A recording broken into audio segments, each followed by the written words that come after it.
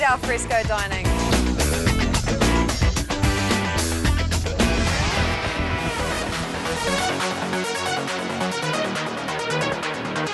And this week it's host to the biggest event on New Zealand's motorsport calendar. It's Brother Rally NZ.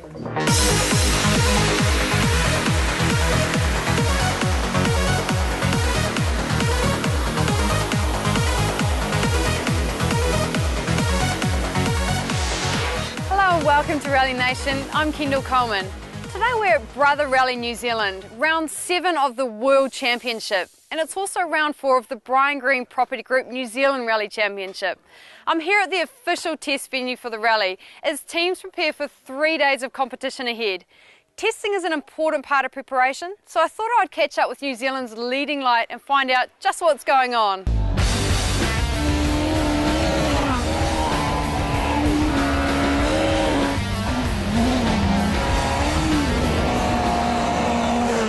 Well, I'm here with Hayden Paddon on a beautiful Waikato winter's morning. Now, Hayden, I understand that you're here for testing. Just how important is this? Oh, today's crucial. Like, it basically sets us up for the whole rally. This is the only chance we get to do this, and during a rally it is very hard to make a lot of changes. So we have to try a lot of things today, and if we can get it right, then that will make the rally a lot easier for us. So when you talk about doing changes, you've obviously got your whole crew here. Yeah, we've got a couple of our guys from Spain come out, and we're quite lucky for this rally. We also have some of our own Kiwi crew with us. But yeah, our team's here. There's a lot of work today, and they'll be changing a lot of parts. When you say changing a lot of parts, what extent do they go to today? Well, the main sort of areas we're working on are the differentials and the suspension. So within that, we can be changing the preloads. We can change the ramps inside the differentials. With the suspension, we've got the dampers, we've got the springs, we've got the geometry of the car, we've got the ride height. So there are a lot of things, but the tricky thing is getting the right combination. You can find one thing that works well, but it may not work well with something else. So it's a fine line. Now, to me, when I take my car to the mechanic, it takes them several weeks to do something like that. How long have you got here today? We've got about 10 cars testing here today, so we like to try and get through it as quick as we can, but often changes will take anywhere from 10 to 15 minutes, and if we have to do a differential change, that might take a little bit longer. So it's not just about the time. I understand the cost is quite high. Oh, it is, and that's why we haven't been able to do a lot of testing this year, because of budget constraints. So the run the car is basically about €200 per kilometre, and that adds up. So we're on a very tight budget. We still have a shortage for this year, so the limited testing that we do, we have to make the most of it. It all sounds very interesting. Let's go for a blast. Shall we?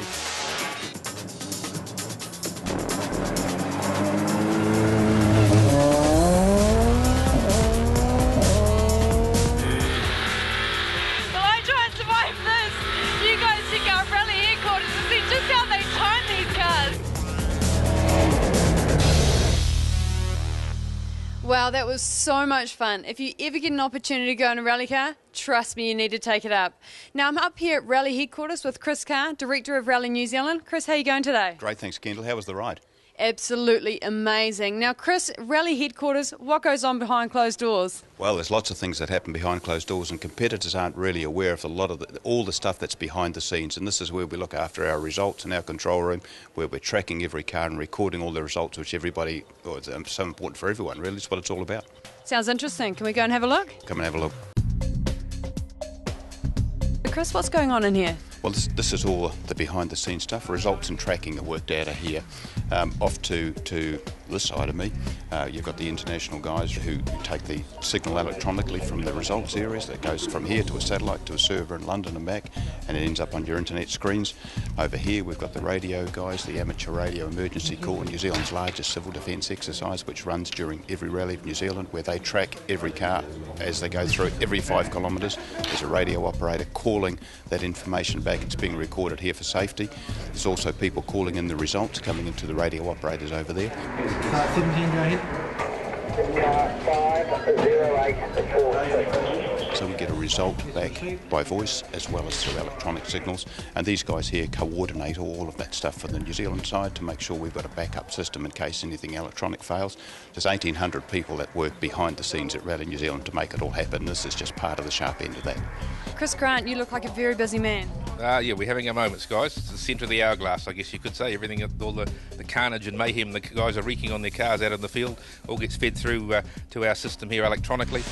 We need to account for every car every minute of the day, and also, of course, there's the pre-rally setup. We have our safety clearance cars going through the stages. all our timing crews going out on site. The ambulance, medical, where the helicopters are, we monitor all of those, and the rally control are responsible for making sure they're all set up on time, and we have a logging system which is an integral part of the overall Chris Sport system, which controls the setup and running of the rally as well. When we get a car that retires from the rally, we key it in as a retirement, and that then immediately registered and adjust the stock take of the number of cars still running in the rally, so that Steve Foster, Willard Martin, the senior clerks of course, they know exactly just how many cars are still running in the rally at any point in time. Well, Chris, I believe that's only half of it. You've just shown me a whole nother room. Yeah, well, this is the front end. This is the part where everybody is controlled and everyone's looked after. If you look around the room, we've got senior people here from St John. We've got Superintendent John Kelly from the police. We've got a whole range of people who are very important to us in terms of controlling all of the things that happen around the rally, not just the rally cars, but the traffic and the people that are involved in it. Four-wheel drive recovery, do you copy? And right at the sharp end of everything is Willard Martin, who's our sporting director, clerk of course. So explain to me your role. I'm the clerk of the course, so ultimately responsible for the sporting side of the event, which includes dealing with the drivers, dealing with the stewards, looking after the safety services and making sure the rally does run on time and safely. So if an accident was to occur, what's the procedure? We're very lucky here in that we have a helicopter with an eye in the sky. So the first thing is to have a look at what's happening. We also have two safety helicopters which overfly the stages before the cars, and that gives us the opportunity also to send those out if there is an accident to have a look at it. Cars have tracking devices in them, and so we know if they've stopped and if there is an emergency, which then creates the level of response to the incident. But to then have a look at it, assess the situation, and then proceed from there.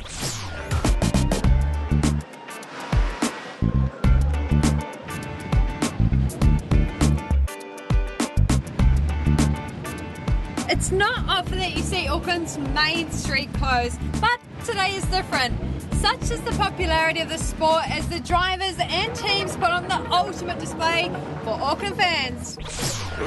Coming up after the break, we highlight our national championship contenders. Go behind the scenes with a WRC star. I think I maybe have a better job than you, basically, you know. And meet the Kiwi mechanic making it big on the world stage.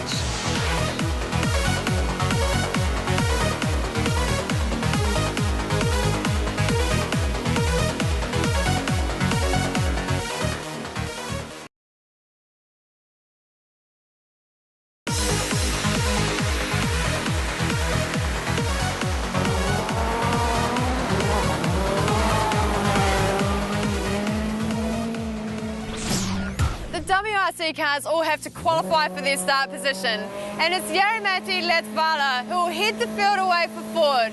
So as they battle down the stages, let's check out the highlights from the New Zealand Championship.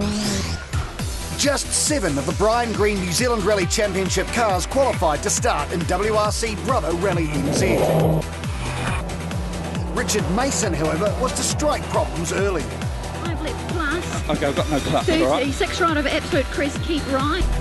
That didn't slow Mason down though, winning 18 of the 22 stages. Emma Gilmore showed from the start that she wanted to take the championship battle to Mason. The two only separated by seconds over the opening day, but Mason was able to stretch his day one lead to over 30 seconds when he pushed harder through the second run at the Whānga Coast stage. Chris West lost any hope of a top finish when his rear diff seized after the 4th stage. While West missed 4 stages, he still accrued a nominated time for each stage. He fought back with top 3 times throughout day 2, only to be sidelined again on the final stage of that day. Brian Green also had bad luck, missing all day 1 stages after a mechanical problem on stage 1. But he did complete day 2 and 3 to finish 7th. Only 1 eligible front drive car entered the rally. Ben Hunt was piling on the points in his effort to catch up for the 2-wheel drive championship after missing the first 2 rounds.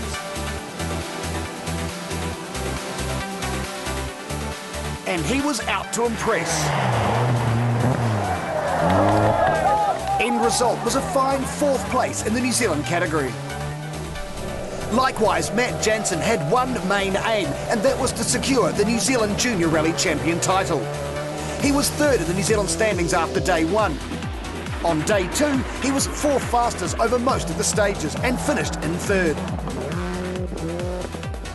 Jansen scored 2nd fastest on 4 of the Sunday stages. And when Emma Gilmore lost time with a brake problem, Jansen looked like he might move to 2nd. But Emma Gilmore's team were able to repair the car in service, and she fought back over the final stages. So in the end, Richard Mason with a fantastic victory. Emma Gilmore clinging on to 2nd, but her championship hopes now very slim. So going into the final round at Gisborne, Mason has a 32-point lead over Emma Gilmore with 42 points up for grabs. Matt Jansen confirmed as junior champion. But in the open class, Matt Summerfield now has a 5-point lead over Alex Kelsey. And Ben Hunt takes over the lead in the Group N 2-wheel drive class.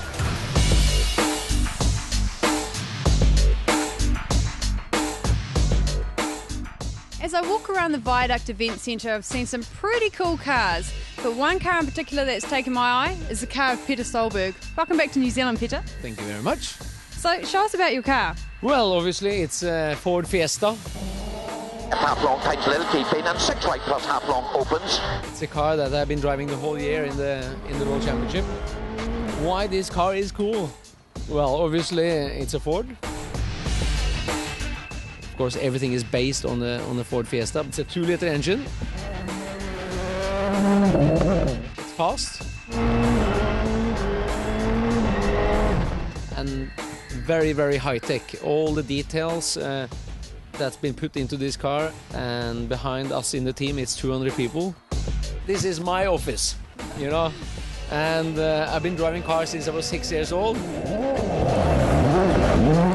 I think I maybe have a better job than you, basically, you know. Do you know? 6 years. It's all about drivers feeling all the time, you know, to feel comfortable. Proper seat belts.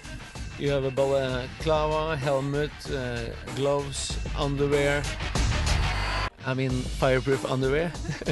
And how much can you change while you're driving?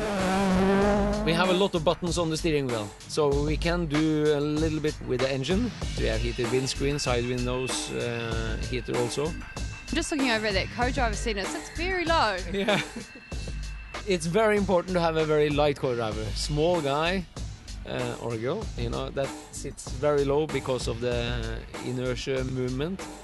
So my co-driver and me, we are the lightest in the World Championship. Speaking about weight, is there a weight restriction on the car as how light you can go? Yeah, it's 1230, and you know, light you can get the driver and co-driver, and the car you can put weight on different places in the car to get it even better to drive. That's why I don't eat so much, and my co-driver don't get food at all, you know. So oh, it's really good fun. It's you know, forget bungee jump and stuff like that. To sit in the co-driver seat there, you have the ride of your life.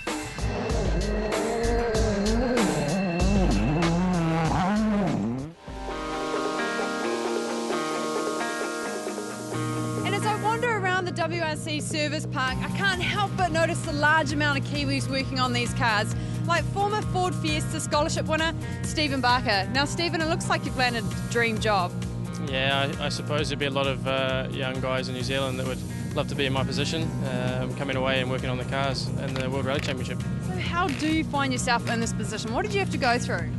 It started off that I won the Fiesta International Shootout, which landed me a 12-month scholarship working in M Sport in Cumbria, UK. Since then that's finished, and I've just stayed on working for another 12 months and started to work on the cars and going away on the rallies. So is it just involved coming away on rallies, or you do a whole lot of car building back home as well? I'm based in the workshop full time, so I spend every day building these cars, from the World Rally car right down to the R1 spec car. So we do a range of 4 or 5 types, but I have enough experience now to come away and work on these. So where to from here? Do you want to get back into driving? I'd love to. It's unfortunate I haven't been able to do a lot since I've been away, but you know, unfortunately money's not and sponsorships are not an easy thing to find these days. So, yeah, we'll see what happens next year. I've got a few things I'm working on, so fingers crossed. Thanks, Stephen. You know, WRC is not the only rally being run this weekend. It also features the Possum Bourne rally, run on the same roads straight after the main field.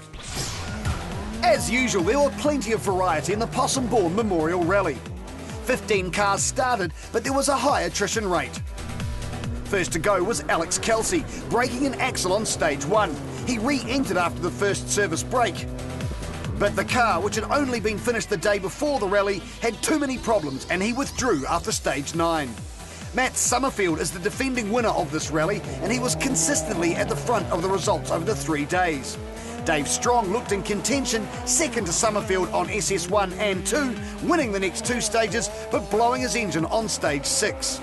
Marcus van Klink took up the challenge in his Group B RX7 until he was sidelined with mechanical failure on the afternoon of day 1. David Holder set about chasing the Subaru of Summerfield. But on stage 13, he misjudged a corner and was finally out of luck.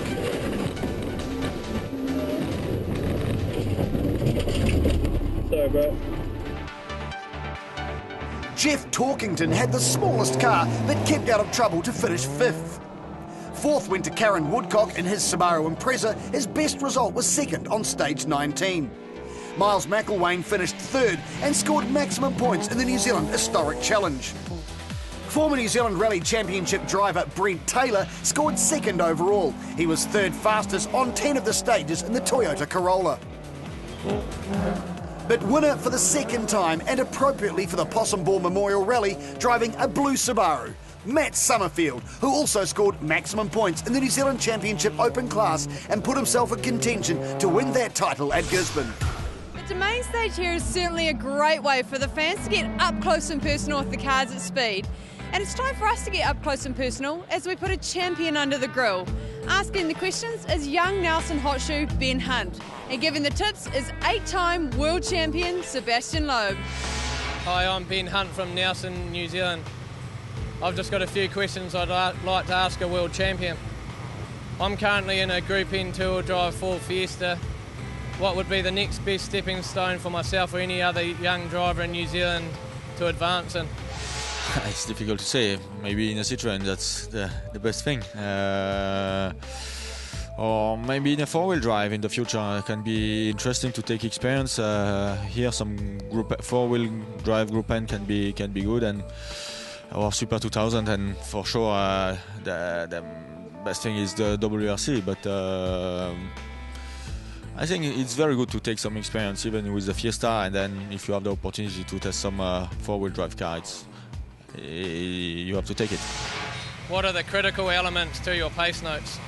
I think pace notes are really personal. You need to understand really well and to describe very precisely the road, as precisely as you can. Then I think every note system can be good.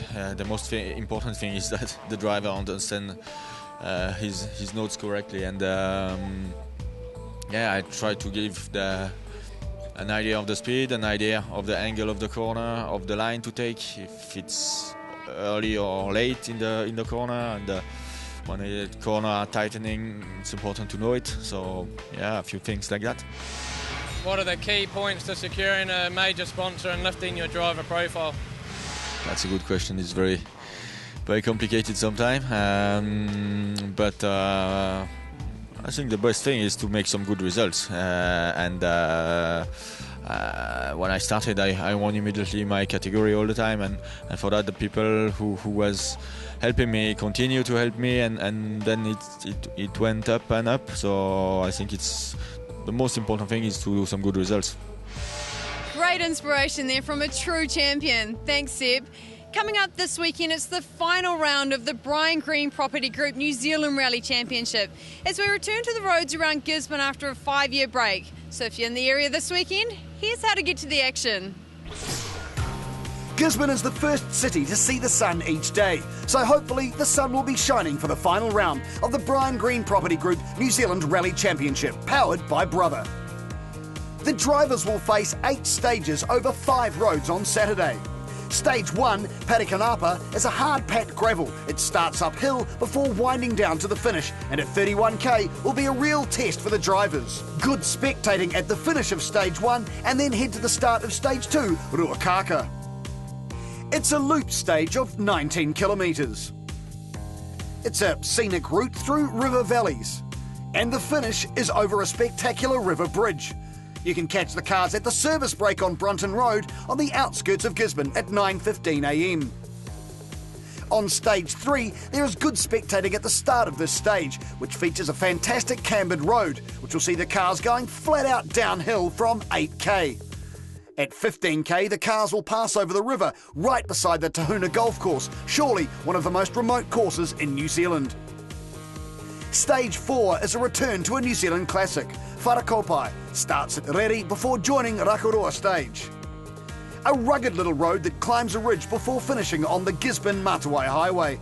There is an intersection which can be reached by driving through Matawai and turning left at Te Wera Road. It's another service at Brunton Road at 1 p.m. before the first 3 stages are repeated. Day 2 will be based at Tolaga Bay. Make sure you check out the historic wharf which has been restored and juts proudly 600 metres out to sea. Only 3 roads for Day 2 with Stage 9 and 10 repeated to make up 5 stages. Averaging 27 kilometres, so good stages to get stuck into. Stage 9 and 11, Ehungia, starts on good hard-packed roads and is a mix of farm and forestry. You can spectate at the intersection halfway through and then relocate to the start of the next stage. Stage 10 and 12, Puketawa, is a mix of hard-packed roads and forestry. Walk in 300 metres from the start where the road narrows past a slip for good viewing. The final stage of the rally, Stage 13, Waimata Valley, starts on a hard base but narrows through bush where the road will be muddy and tricky. There is a steep climb before the stage heads downhill for a very fast finish. The rally and the championship will wrap up on Sunday afternoon in Gisborne.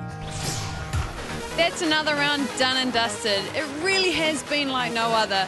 I've had a great time meeting some superstars. I've seen some beautiful scenery. The international drivers have been incredible to see in action. I'm Kendall Coleman, and we'll see you at the next round.